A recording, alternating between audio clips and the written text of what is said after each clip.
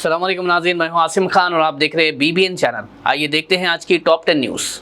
Gaza में seize fire के बाद अमेरिकी सदर डोनाल्ड ट्रंप ने अपनी तवज्जो रशिया और यूक्रेन जंग ख़त्म करने पर कर दी। रिपोर्ट्स के मुताबिक ट्रंप अब यूक्रेन को टोमाहॉक मिसाइल्स फराहम करने पर गौर कर रहे हैं ताकि रशिया पर डिप्लोमेटिक प्रेशर बढ़ाया जा सके। ट्रंप का कहना है कि अगर व्लादिमीर पुतिन अमन बातचीत के लिए तैयार ना हुए तो यूक्रेन की डिफेंस कैपेसिटी मज़ीद मजबूत की जाएगी। उन्होंने कहा कि उनका मकसद जंग बंदी के ज़रिए यूरोप में स्टेबिलिटी वापस लाना है, लेकिन अगर ज़रूरत पड़ी तो अमेरिका यूक्रेन की मदद बढ़ाने से हिचकिचाएगा नहीं। अमेरिकी सदर डोनाल्ड ट्रंप ने एक बयान में कहा कि वज़ीर आज़म नरेंद्र मोदी ने उन्हें यकीन दिलाया है कि भारत बहुत जल्द रशिया से तेल खरीदना बंद कर देगा। ट्रंप के मुताबिक मोदी ने कहा है कि अब हम रशिया से ऑयल नहीं लेंगे, लेकिन इस पर अमल एक छोटी मुद्दत में होगा। उन्होंने बताया कि भारत ने अभी से रशियन ऑयल इंपोर्ट कम करना शुरू कर दिया है और ये फैसला दोनों मुल्कों के बेहतरीन ताल्लुकात की निशानी है। ट्रंप ने पीएम मोदी को मजबूत लीडर करार देते हुए कहा कि अमेरिका और भारत के दरमियान तिजारती रिश्ते अब नए दौर में दाखिल हो रहे हैं। अमेरिकी सदर ट्रंप के ऑयल ट्रेड क्लेम्स के बाद रशिया ने भारत के साथ डिफेंस पार्टनरशिप को मजबूत करते हुए नए प्रोजेक्ट्स का ऐलान कर दिया। रशियन एम्बेसडर डेनिस एलिपोव ने कहा कि 70% भारत का मिलिट्री इक्विपमेंट रशियन है और दोनों मुल्कों का रिश्ता 60 साल पुराना है। इन प्रोजेक्ट्स में मिसाइल्स, टैंक्स, राइफल्स और नेवल फ्रिगेट्स शामिल है और आगे चलकर फाइटर जेट और एडवांस टेक में जॉइंट डेवलपमेंट का भी प्लान है। ट्रंप के रशियन ऑयल क्लेम पर भारत ने वाज़ेह जवाब देते हुए कहा कि देश की एनर्जी पॉलिसी सिर्फ अपने अवामी मफाद पर मबनी है। वज़ारत ख़ारजा ने कहा कि भारत अपनी एनर्जी ज़रूरियात बाज़ार के हालत और ग्लोबल सप्लाई के मुताबिक तय करता है, जिसमें सबसे पहला मकसद कंज्यूमर के लिए एफोर्डेबल और रिलायबल सप्लाई को यकीनी बनाना है।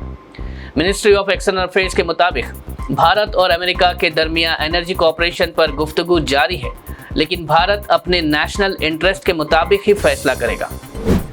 कांग्रेस लीडर राहुल गांधी ने मरकजी हुकूमत पर ट्रंप के रशियन ऑयल क्लेम पर सख्त तनकीद करते हुए कहा कि मोदी सरकार ट्रंप से डरी हुई है। उन्होंने कहा कि अमेरिकी सदर ने खुद ये ऐलान कर दिया कि भारत अब रशिया से तेल नहीं खरीदेगा, जबकि पीएम मोदी की सरकार इस पर खामोश है। राहुल गांधी ने कहा कि हुकूमत ट्रंप को बार बार मुबारकबाद भेजती है, जबकि वो लगातार भारत को जलील करते हैं। उन्होंने कहा कि हुकूमत ने ऑपरेशन सिंदूर पर भी ट्रंप का कोई जवाब नहीं दिया, जो भारत की कमज़ोरी और गुलामी दिखाता है।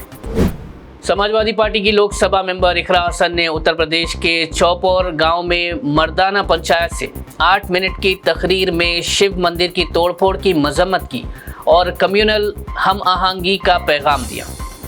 उन्होंने कहा कि उन्हें मुल्ली कहा गया, दहशतगर्द कहा गया, उनके वालिद और भाई को तक गालियां दी गई। उन्होंने कहा कि नफ़रत भरी ज़ुबान और हिंसा बिल्कुल भी कबूल नहीं। उन्होंने ये भी कहा कि अगर उनके ख़ानदान या कम्युनिटी का कोई शख्स इस काम में शामिल है तो उसे सख्त से सख्त सज़ा मिलनी चाहिए। इकरा हसन ने कहा कि सभी मज़हब और ज़ात के लोगों की इत्तेहाद उनके 2024 के इलेक्शन जीत का सबूत है। AIMIM चीफ असदुद्दीन ओवैसी ने EPFO के विड्रॉल लिमिट पर हुकूमत पर तनकीद की। असद ओवैसी ने हुकूमत पर तंज करते हुए कहा कि ये उनका सेविंग्स फेस्टिवल है, ख़ास तौर पर बेरोज़गारी के दौरान। उन्होंने कहा पहले आप 1 से 2 महीने में अपना पूरा PF निकाल सकते थे, अब हुकूमत की मेहरबानी की वजह से आपको अपने ही पैसे निकालने के लिए 1 से 3 साल इंतज़ार करना पड़ेगा। PF का 25% 1 साल के लिए फोर्सिबली लॉक कर दिया गया है, मतलब बेरोज़गारी के दौरान आपको 1 साल इंतज़ार करना होगा और फिर भी पूरा पैसा निकालना मुमकिन नहीं।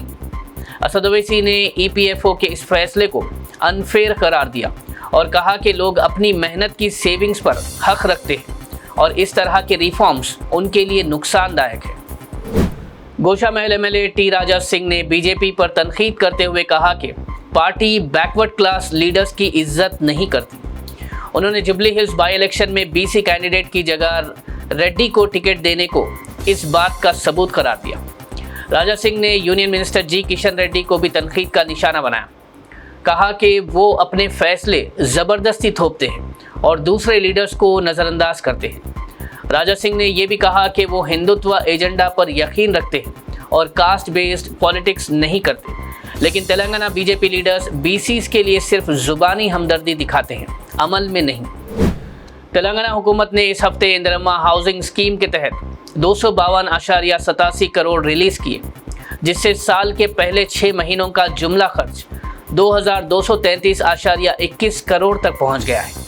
تلنگانہ ہاؤسنگ کارپوریشن کے ایم ڈی اور سرکاری اسپیشل سیکریٹری وی پی گوتم کے مطابق یہ فنڈ کنسٹرکشن کے مختلف سٹیجز کے حساب سے 22,305 بینیفیشیریز کے اکاؤنٹس میں ڈائریکٹ ٹرانسفر کیا گیا ہے۔ انہوں نے کہا کہ تلنگانہ بھر میں قریب 2,18,000 مکانات کنسٹرکشن کے مختلف سٹیجز پہ ہے اور اندرما اسکیم کے انڈر کام تیزی سے جاری ہے۔ حیدرآباد جنرل پوسٹ آفس نے 24 گھنٹوں کے لیے اسپیڈ پوسٹ سروس لانچ کر دی ہے۔ اس کے تحت اب رات 8 بجے سے صبح 8 بجے تک بھی لوگ اسپیڈ پوسٹ کے ذریعے بکنگ کر سکتے ہیں۔ پوسٹ آفس کے مطابق یہ فیسلٹی شہر کے لوگوں کے لیے کنوینئنس بڑھانے اور پوسٹل سروسز کو تیزی سے اور بہتر بنانے کے لیے شروع کی گئی ہے۔ آفیشیلز نے بتایا کہ اس سروس سے ایمرجنسی ڈاکیومنٹس اور پارسلز کو تیزی سے ڈیلیور کرنا ممکن ہوگا اور لوگوں کو ڈے ٹائم رش کا سامنا نہیں کرنا پڑے گا۔ اس کے ساتھ ہی جی پی او نے ماڈرن ٹریکنگ سسٹم اور آن لائن پیمنٹ آپشن بھی انٹروڈیوس کیے تاکہ کسٹمرز کو اسموتھ اور سیکیور ایکسپیرینس مل سکے۔ ناظرین، یہ تھی آج کی ٹاپ 10 نیوز۔ دیکھتے رہیے BBN چینل۔ مجھے دیجیے اجازت۔ اللہ حافظ۔